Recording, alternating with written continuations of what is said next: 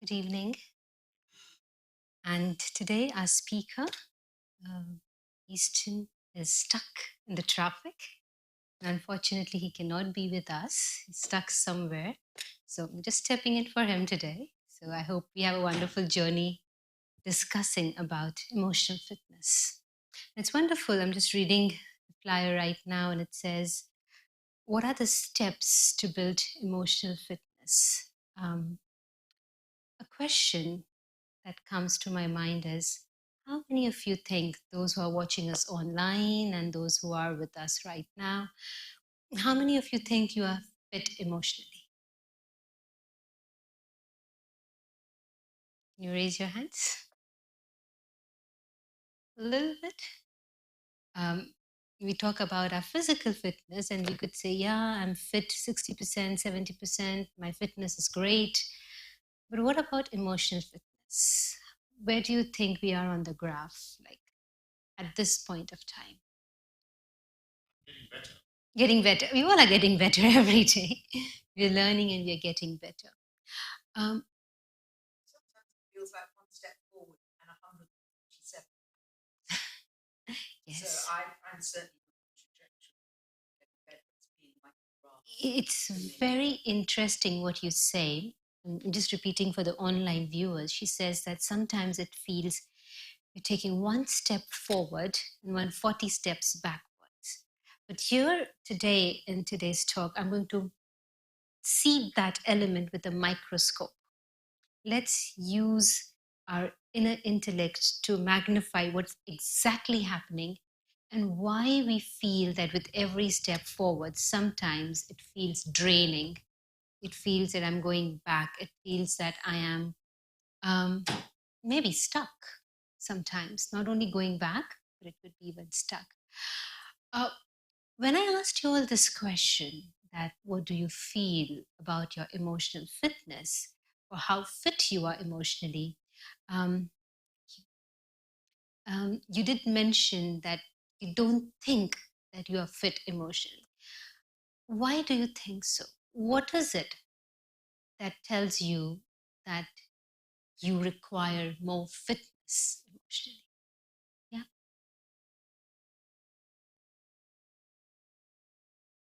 Mhm.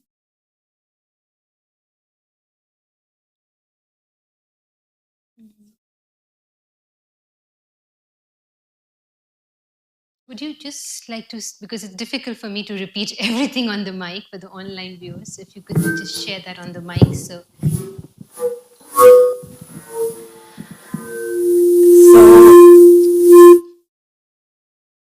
Would see what to um I would see emotional fitness and emotional mhm.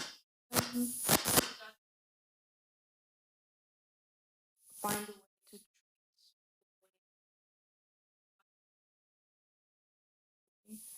so we can start to uh, Maybe you give her the counterpart of this mic. Yeah. want to This is exactly happens with our emotions. We try to process it, it doesn't work, right? This is a reflection what happens inside. I want to say something, I want to express something, but there's something that obstructs me. Don't you all go through that thing? Maybe it is a technical problem, maybe it's a relationship problem, maybe it's a social problem, and we are not able to actually speak our mind, even to ourselves, even to others sometimes. Let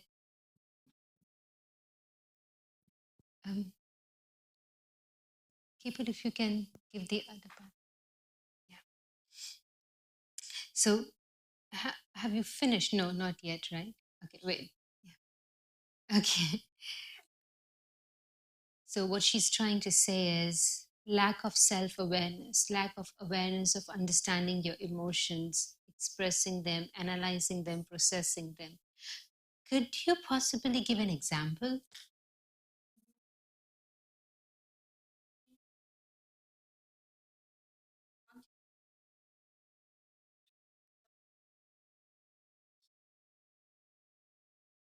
Mm-hmm.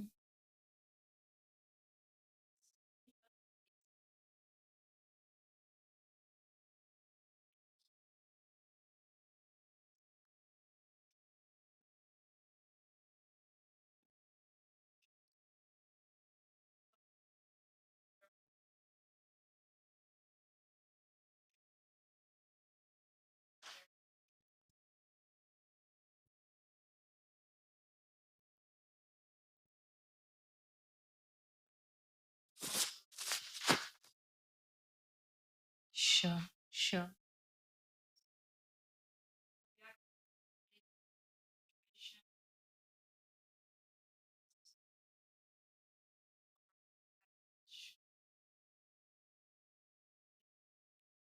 Mm-hmm.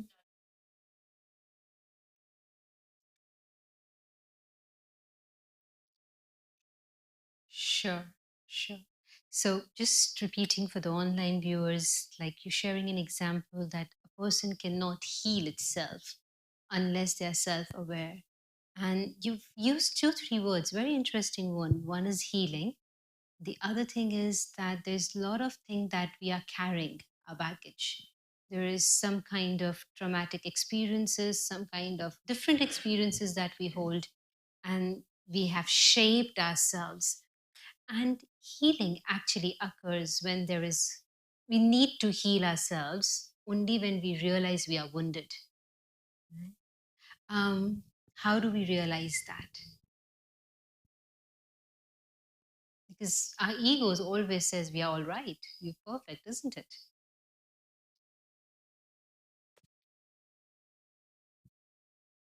I think the more cognitive dissonance in our life, Mm-hmm.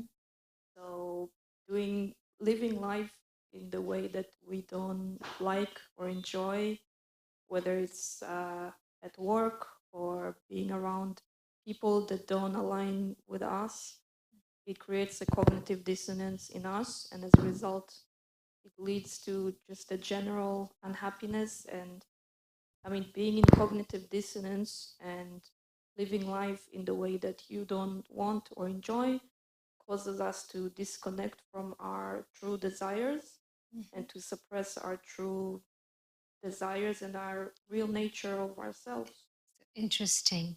One thing you said, the word you're using is suppress. Every time I'm suppressing, which means I'm not able to express my true self.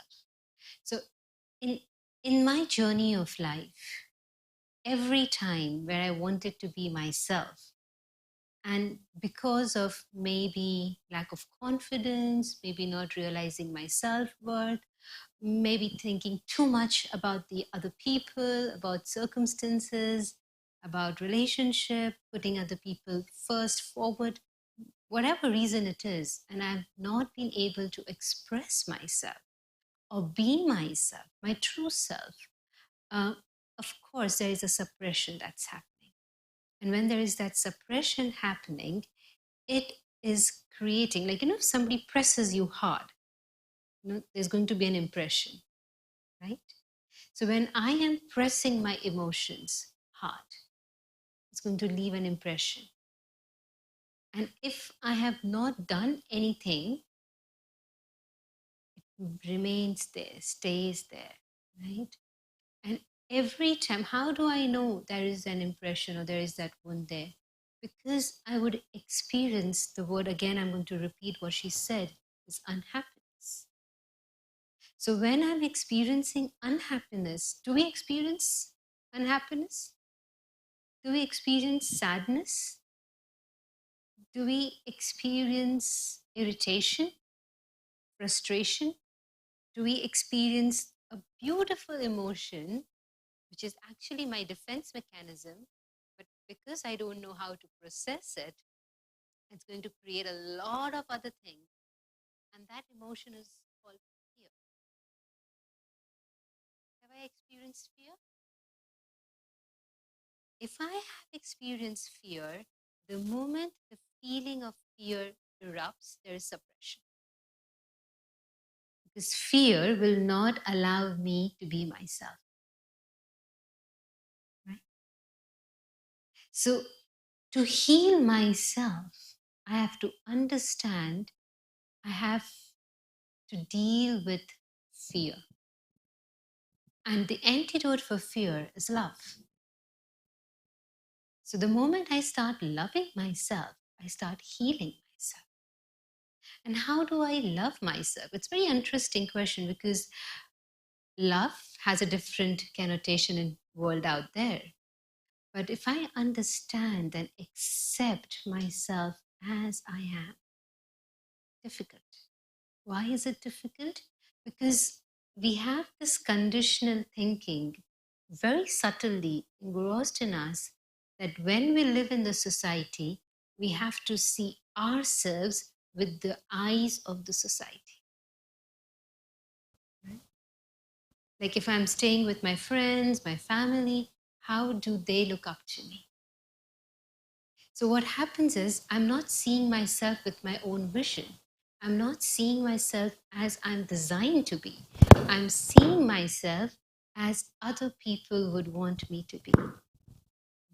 Like, say, for example, if society has designed a perfect life, like age of 16, you start working, age of 20, you have good earnings, age of 25, good relationship, 30, settle down, buy a house, all those landmarks. And if I've done tick, tick, tick, tick, tick, I'm a great human being. No matter what I feel inside, even if I feel like a hell, it's fine. As long as I've got all the ticks out right there, right?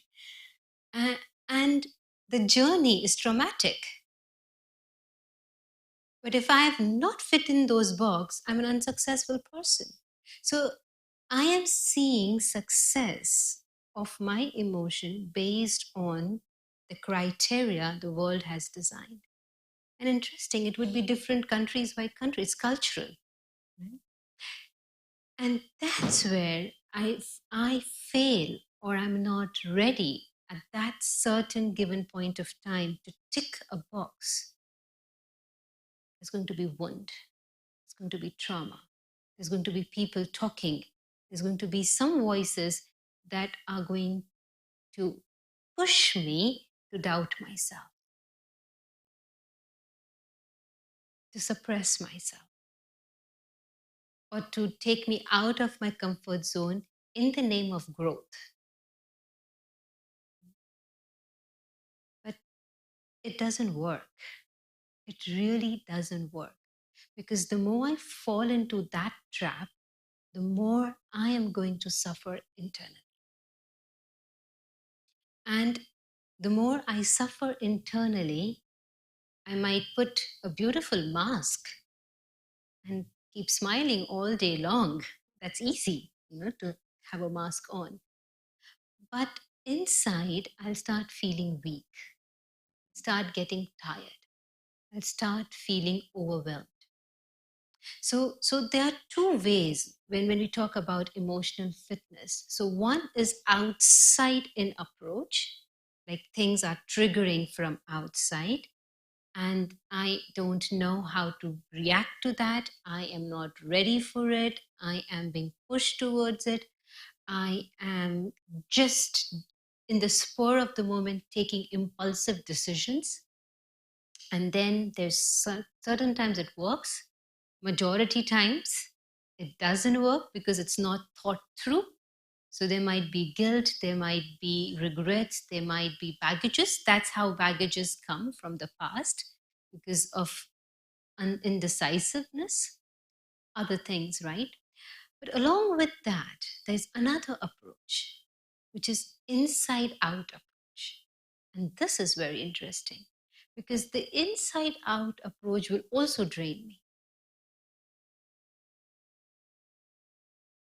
Does that make sense? Not really. Say, for example, I have a conditional belief, any conditional belief as we grow up. And I know that's causing me pain, right? I know that's causing me hardship. I really don't want to continue like that. But I have been doing that for years. So it's become a habit, right? It's become my emotional pattern. It's become an emotional habit. And now, suddenly, one day I realize I want to break this habit. That's an inside out approach, right? Now, internally, I'm trying to break that habit. Will I be able to do it instantly? Mhm. Because I'm addicted to it. So, when I'm talking about emotional fitness, rightly said, self awareness is the first step. And I have to spend some time with myself, go within and check what exactly patterns have I created? Which emotional patterns am I addicted to? I could be addicted to procrastination. I could be addicted to stepping back. I could be addicted to sadness. I could be addicted to happiness. I could be addicted to many patterns. Right? Every time I react to something, take a pause and check. That's step two. The first step of taking pause and asking yourself, why did I react or behave in this way? What is it that's bothering me? When I am going to keep an eye on my reactions, I'll understand the patterns that I have created. And every time I understand the pattern, I'll go one more step deeper. And then what is the root of this? Which emotional need is not being met in the right way? And why have I created this defense mechanism? So when I go a step deeper, what's going to happen? Awareness is going to give me clarity. Clarity is going to give me answer. And that answer will enable me to bring a change. So that will allow me to have an action. It could be an emotional action of choosing to change the habit. Now, when I'm going deeper and changing this habit, let's say I understand that I've not accepted myself. And now I'm choosing to accept myself as I am, right? So the moment I'm saying yes to something, it means I'm saying no to 100 things.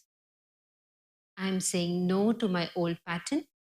I'm saying no to my conditional beliefs. I'm saying no to all the experiences I have acquired because of that habit. And all this together are going to attack me, right? And my ego will come in between and tell me it's okay, you've lived this for 10 years, it's fine, right? But if I have that courage to say no to those 100 things and courage to say yes to that one thing, it's going to require courage. It's hard work, right? But that courage, that one step of courage, is going to bring healing into my life. Like, say, for example, you don't realize, I'll just give you a very, very generic example. Say, for example, relationships. Right? There might be somebody in our life that we are attached to. Are we? Is there anybody here watching online or in this room who's not attached to anybody in this world? We are, right? Attachment could be a positive attachment, it could be a negative attachment, it could be attachment out of love, it could be attachment out of hatred. But there is that connection, right, that we are connected to. Now, when there is that attachment, what happens is it's human nature, there's going to be expectations. Very minimal, bare expectations. Expectation could be at least this person understands me, would know I don't need to justify anything. Simple. Um, what happens is there would be 5 people in my life who would understand me. 5 people in my life who would give me love. 5 people in my life who would give me validation. But the human nature would be It's fine, you all are good people, but I want that validation, that love, and that understanding from that one person. Does it happen? And that person is not ready, right? That person is not ready. That person does not even realize. The person is quite busy in whatever, in their journey of life. And because that expectation is not being met, there is a wound. And we start doubting our own self, isn't it? How many of you have experienced this? Self doubt, questioning yourself, not understanding that my worth is not connected with that person's behavior. But it happens. Right? Now, that wound, very minor, like little scar. But if I'm not going to process it and disidentify myself in that situation, it's going to create a habit, an emotional pattern of needing validation, of needing approval, reassurance, of understanding there is a need of being cared for or valued for. And as if that doesn't happen, if that doesn't work, I'm going to experience sadness. End of the story. It's again an addiction. Exactly, it's an addiction.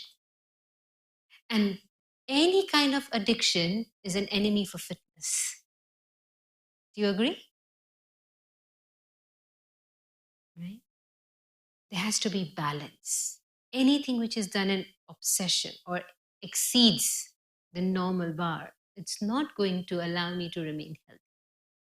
So, healthy state of mind is when I'm able, it's not that I won't get negative emotions, but it's how quickly I bounce back. You know, when your immune system, you could get a virus, but it could quickly you bounce back to it. You say, yeah, he's a healthy person. Similarly, when life throws challenges, how quickly I can come to terms with it shows my emotional fitness, or you call it emotional intelligence. And how do I cultivate that fitness? Is there an emotional gym that I can go to? Yes. And that gym is called my mind. And simple thing, I have to start thinking right. I have to start thinking, and then I have to believe what I'm thinking. So I think, I believe, and I become. Think, believe, become. Right? Easier said than done. Very easy to say. What all it needs is small steps. Sometimes what we do is we want instant changes. Like, say, for example, if there's a person who does not go to gym or a person who does not exercise at all. Say, for example, last 10 years, I've not exercised, right? And today, suddenly, I am become self-aware of my physical fitness and I want to exercise and I'm like, yes, I'm fully motivated. Let's get into it. And I start exercising. Let's say I've done few exercises, right? What's going to happen after 10 minutes? What's going to happen after 10 minutes of me working out? Exhaustion.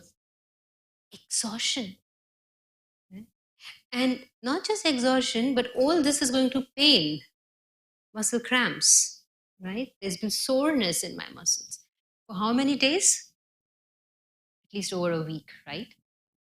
10 minutes, 1 week of pain, physical. But if I had gently started, let's say 1 minute a day, 2 minutes a day, 3 minutes a day, 4 minutes a day, and then gradually build up to half an hour, now it's fine. Day one, even certain stretches, I wasn't comfortable. Day 30, I can do big stretches now, right? So, like we have to build our muscles physically, same way we have to train our mind. The mistake most often what people do is, all of us do, is we realize something, we want to fix it, we want to change it, we want to settle it, and we go for it. Now, the moment I realize something, I take a pause. I allow it to be there. I don't reject it. I don't suppress it. I allow it. I understand it. So when I allow and when I validate my own feelings, it gives me strength. And in Brahma Kumaris, we do something called practicing soul consciousness, because I, the soul, is the master. So every minute when I am aware of my true self, I am that unique energy that drives this body. And every time I go within to check, meet myself, I understand that I'm different from the role that I'm playing. My role could be challenging, but I'm not my role. I am much powerful and bigger than the role that I'm playing. And when I understand this difference, what happens is the fear that rises from body consciousness, that fear disappears and courage starts building in. So every moment that I am into soul consciousness, I am actually strengthening my muscle of courage. I'm strengthening muscle of self-acceptance. And then when I am in that energy of accepting me as that beautiful point of light, as a soul, I'm just identifying myself with that role, then it's easier for me to connect to the powerhouse.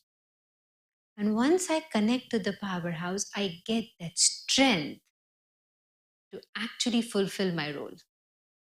Because if I am going to struggle to play my role accurately without any strength, I'm going to fail miserably. And every fall I encounter, I'm going to experience pain, struggle, hardship, regrets, guilt. And I won't feel whole. I'll feel there's something empty within me. And this emptiness is a sign, a symptom that I'm not fit emotionally. When I start seeking anything externally, it's a sign that I'm weak from within and I'm needing support. And who is going to give me support? Let's be honest. Is there anybody out there for each one of us who's completely free, who has got no baggages, who is like superhuman and full and complete and say, okay, I'm there for you. Ask me what you want. It doesn't work. Everybody is carrying a baggage, right? And everybody needs healing. So the ultimate healer is the Supreme who's complete. So rather than me seeking it from here, there, and everywhere, can I just channelize myself to that Supreme Being, the Source, the highest authority? And when I connect myself to that higher power, I recharge. There's this beautiful book. I don't know if anybody has read this book from the shop. It's called Dare to Live. Has anybody read this book? I would strongly recommend, if you haven't, have a read. And it's beautiful book which allows me to understand what true happiness is and what my inner blockages are that obstruct this happiness and does not allow the quality of life that I wish to have in my journey. So it tells me how I can become strong. It tells me how I can stop that subtle comparison that I'm doing with other people or even with myself. It's interesting. We might People say that I'm not comparing myself with somebody else, but actually I'm comparing myself with myself. What have I done in my life? Do you ask this question? Where am I at this point in my life? We ask these very philosophical questions at times. Oh, and why? You know, do we ask ourselves a question? Wherever I am in my journey of life, am I happy? Am I enjoying? That's real success. So there are lots of myths that we have created, and this book allows me to understand how I can live without fear. It's a beautiful book. It's reflection on fear, courage, and wholeness. And to heal myself, um, one word that comes, like if I want to build muscles or physical fitness, people say take protein, right? What's the protein for your mind? Forgiveness. Forgiveness. There's this word that say forgive and forget. And some people say I can forgive, but I cannot forget. And some people would say I can forget, but I'll not forgive, you know? Um, but it's very interesting who I need to forgive. Can I forgive my own feelings? Can I forgive my own self for thinking the way I thought? Because everything is based on perception, right? If something is happening to me, I have 100 choices. How do I see that thing? But if I'm choosing to see that particular thing in one particular certain way, and that way is creating hurt, then I have to understand it's me and my attitudes towards the situation. And it's hard. My ego wouldn't allow me to do that. An ego is two ways, right? Arrogance is also ego, but having low self esteem is also ego. Having low self worth is also ego. So if I'm going to be in my past, I'm going to feel pity and feel victimized. And if I'm going to think about myself and think about future and I'm going to the left or the right, it's going to become arrogance or fear or anxiety or stress. So either pain or fear, anxiety. If I'm going to juggle between these two, which means I'm not seated in my seat of self respect. So, when I practiced, the first step that we talked about was practicing me being soul conscious every hour, just touching base with myself, seeing myself as that beautiful point of light, which is beyond the drama of life. And when I practice that, it allows me, A, to see life differently, and B, to challenge my own ego. Because what is ego? Ego is nothing but a false impression that I've created for myself. Simple. And it needs to be fed every day. And if it is not fed, if I don't feed my ego, I'm wounded. Or if I break my ego, I'm wounded. But if it is coming from outside, it's going to hurt. I love this analogy. If there's an egg and you break the egg from outside, when you apply force, break it, life ends. Right? Life ends. But if the egg is broken from inside, life grows. Breaking is going to happen eventually. Right?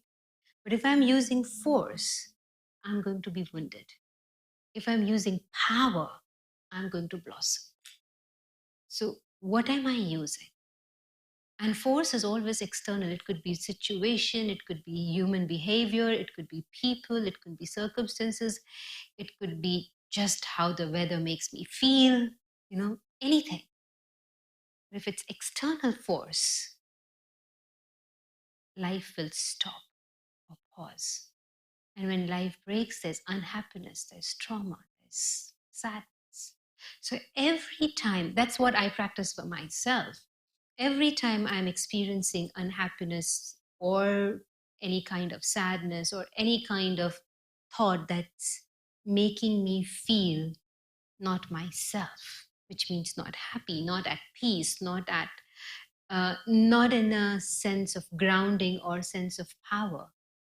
There are moments. We're all humans. We have different patterns, right? So there are moments when you would feel angry, when you'll feel irritated, you'll feel hurt. Um, do I take a pause to see that it's a force from external to break me? And do I say no to it, be in my self respect, and see things differently? And when I'm able to do that, I take my power back.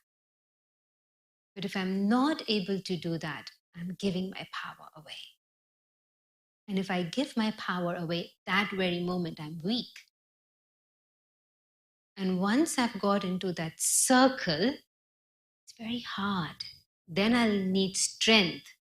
Then I'll need not just courage, I'll need strength to get my power back. So there's another book which is very interesting. It says Slaying the Three Dragons. And this talks about worry, slaying the three dragons, and three dragons in our lives. Any idea? Which are not allowing me to be emotionally fit.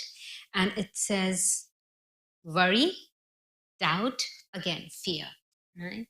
So there are 100 books in the shop. There's another book called The Immune System of the Soul. But these three books are really a package that will help me to understand and build the immunity. Now, if I had to compare physical fitness and emotional fitness, um, with physical fitness, consistency is a word, right? And perseverance is a word. Same applies to emotional fitness as well. Consistent. It's going to be tough. It's going to be hard because I'm not used to it. It's going to be challenging. Can I consistently work on myself? Can I do the inner work? And it's very simple. Once I'm aware of who I am, once I'm aware of who I am as a soul, as the spiritual energy in this body, I see myself as that energy. 1 minute. Let's try it right now. 1 minute or even 30 seconds. Because when you do your physical exercise and they ask you to hold a position or hold a posture for 30 seconds, it's tough, isn't it? Right? So let's try to hold our minds for 30 seconds. Can I just request you all to just go in that state of mind where you just see yourself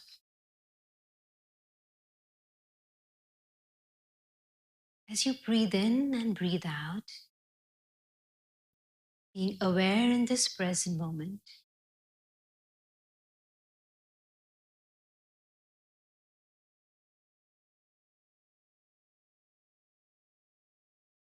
And just see yourself in the mirror of your mind as a point of energy.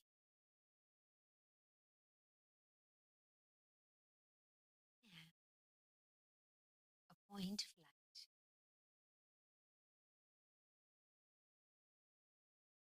I radiate vibrations of positivity, purity. Just observe your own vibrations and feel the virtue, the quality of those vibrations.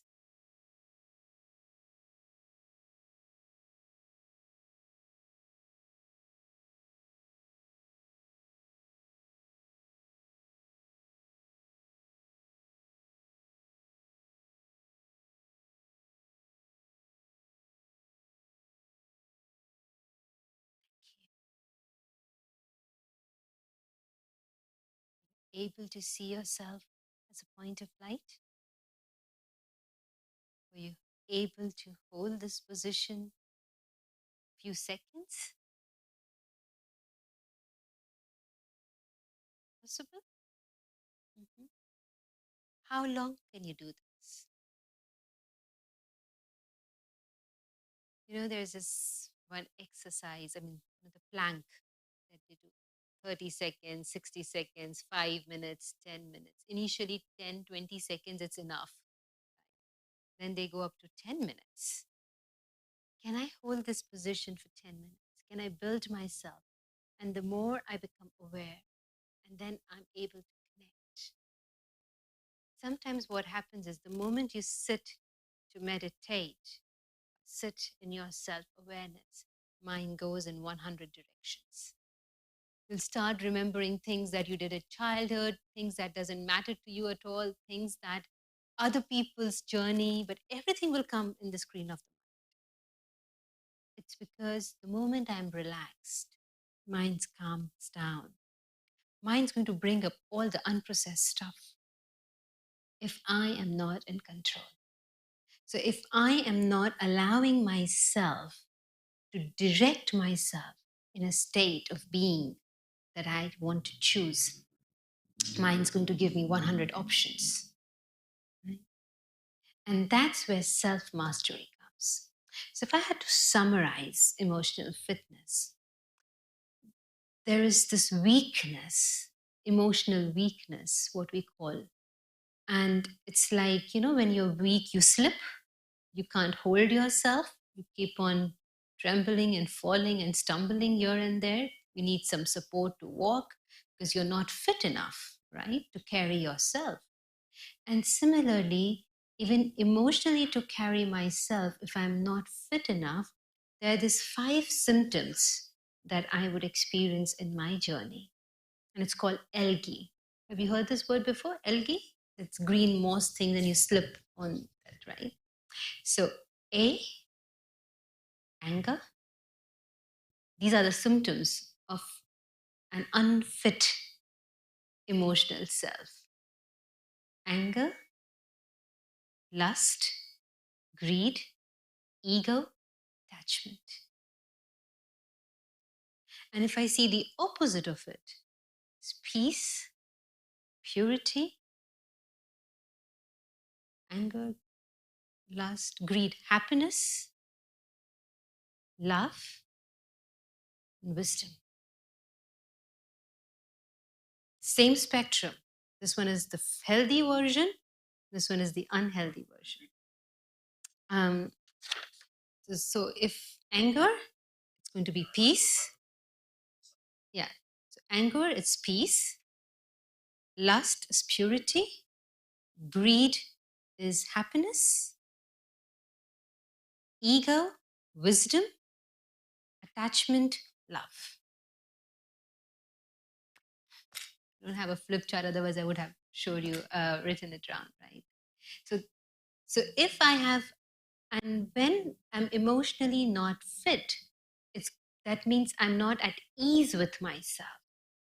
And the moment I'm not at ease with myself, it's called dis-ease. And that's where all the diseases in the body starts. Right? And that's why it says that 95% of health issues are psychosomatic, are because of our emotions and our feelings and our thoughts that we create.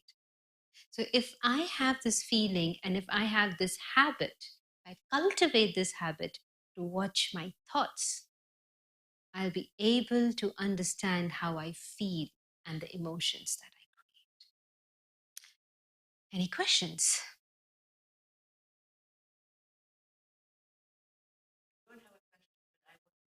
Yeah, sure. Just wait for the mic so that everybody.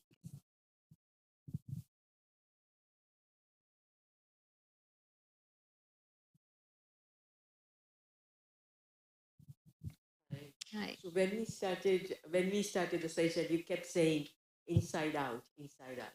So I just saw the film Inside Out 2. Okay. Inside Out 1 was fantastic. This is also amazing. and they show all the emotions, what is inside, they're outside, like how do they behave.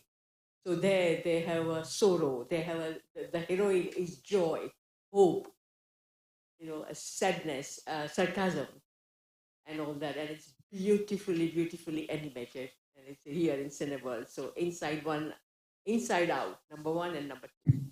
Yeah. No, one I had seen much of her, but Inside Two is running now. Yeah, that's what happens And inside. So so you have to work. That's why inner work is important. yeah, they literally show that what they are doing inside on an outside level, and it's a beautifully animated film. Thank you. Yeah. Yeah. I just wanted to ask you about when you were talking about perspective and something can happen and it's just how you choose to have your perspective on it. Well, what about when things happen and it is what it is? It's not there is no other perspective. It's like yesterday, I've been, knowing that I haven't got emotional, can't even, so tired, emotional strength because of how I was affected by the things that happened yesterday. And there were two things, there were actually four, but I'll mention two. One was my agent, we talked about some auditions that I had, self-tapes, and the way that my industry is now. It is that way, end of conversation. And it was really difficult and very sad to kind of hear that. It's just a fact. And then I had a telephone call with a woman who was my sister's best friend, who the phone call was a phone call that was very disloyal to me. And that's all it was. It was very disloyal about certain things that had happened, which made me very angry and also upset me. And that's what they were. There was no other way to look at it. That's the way it happened. Fine. So I feel that what I had to do, I mean, if I was maybe emotionally stronger, I mean, there was another perspective to have on it. It was a matter of accepting it and being all right with it.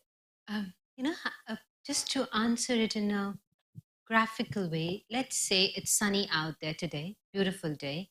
Suddenly it starts raining and you have to go out. What are the options you have?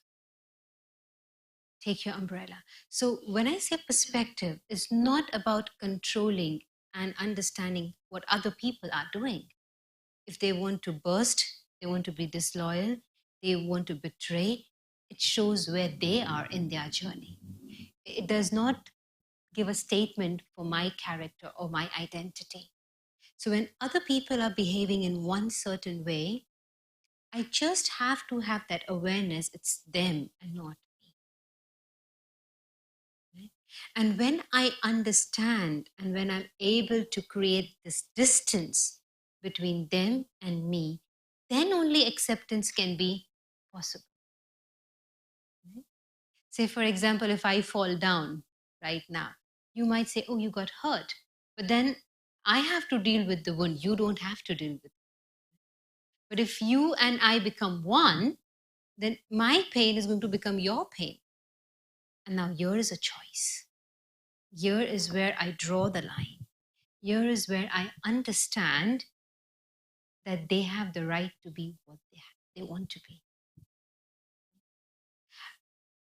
I have to let go. I have to allow them to be who they are. Because I can't change the world. The only thing that is in my control is the way I feel about those things. And that's where perception comes in. How I feel about myself. You understand? Does it make sense? It's like I can't change you, but I can change how I feel. Do I really want to give it that much importance? If there are things of disloyalty, if there are things which are not up to my standards, do I really want to give it so much importance that it upsets me? Is it worth it?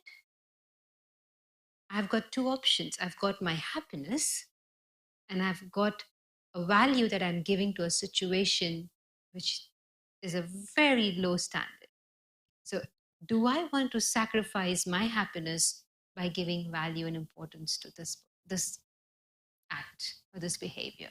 Does it really need to be given that much importance or attention? Or can I say, it just happened, it's fine? Like, say, for example, we are in this room right now. Even if there is a storm outside, it's not going to affect me. Why?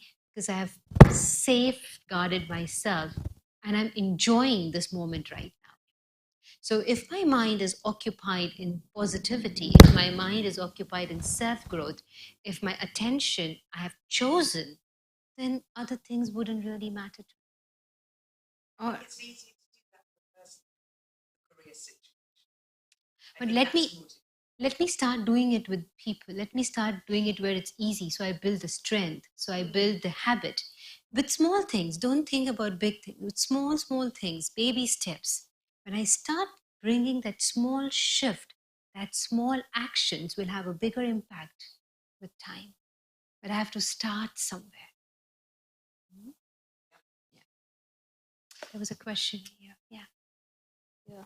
Do you have advice on how to be unshakable in the sense that we all have someone or something whose opinion or lack of validation of us or acceptance of us or how we're living our life can really hurt us to the core and really Break us. like it really makes you like limp and like it gets in your head. And I think one of my biggest goals in life is to be able to be unshakable, like completely, Mm-hmm. and to be peaceful at all times, and to not let people sway me, like anyone sway me. Yeah. So here we can do two things. Like the practice we learn here in the organization is, one practice is, again, this identification is a big thing, right? Your opinion is where you are about me. It does not define me, right? What I do with your opinion defines me. You understand the difference? Your opinion for me defines you. What I'm doing with that opinion defines me. I guess what we need to learn is to not allow anyone have that kind of power over us. No, it's to not. sway us. I'm sorry, I'm just going to correct a little bit here. It's not allowing other people to have power. No. My aim is to be master of myself. It's not about not having to do. It's about what I have to do. It's not about not allowing you to have the power. It's about me being in my power. Does that make sense? So if I am in my power, I'll never give you my power away. Yeah, so you mean to not be in a state where anyone can just sway. To be in a state, yeah, to be in a state where I know who I am. Yeah, that's to a good be way in of a saying state where other people's opinion, I am healthy enough to listen to it, to understand where they're coming from, to see if there is an element of truth. If there is an element of truth, take it positively, constructively, build on myself and grow. But if I'm seeing that it's coming from a different space, which is not very healthy and which does not have an element of truth, I have to be humble enough to ignore it. So, and I can only do when I am in a healthy state of mind. And it's the right word. Let me begin with the word of self awareness. So, let's have a moment of being in that state of complete self awareness. And that self awareness comes with silence. So, in this moment of silence, just I allow myself not to listen to all the voices that are coming in my head. Just lower the volume or mute them all.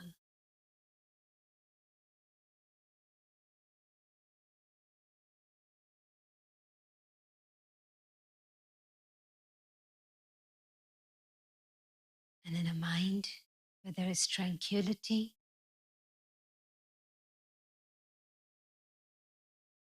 I take my own ownership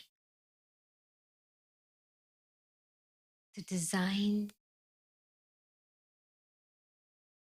my life, my way, with complete humility and acceptance.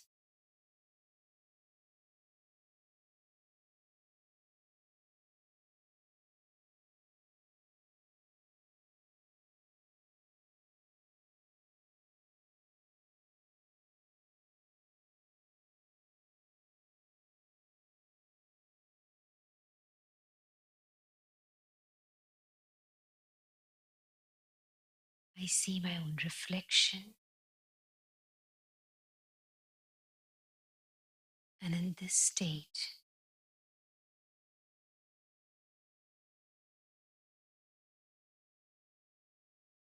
I connect myself to the highest source, the Supreme Being,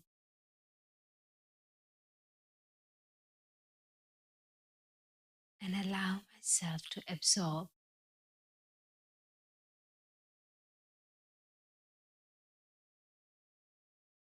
the strength, divinity, and the healing vibrations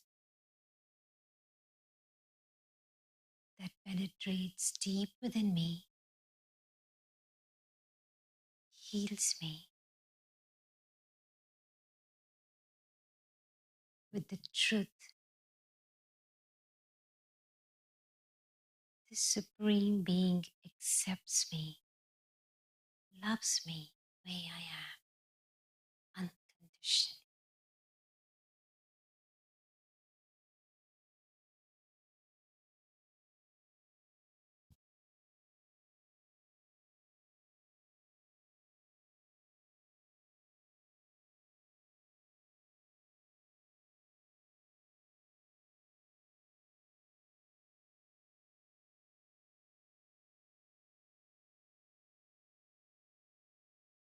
Fill myself with these positive vibrations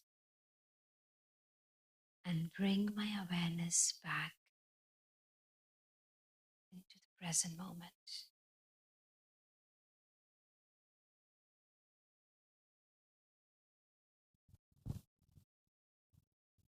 Thank you.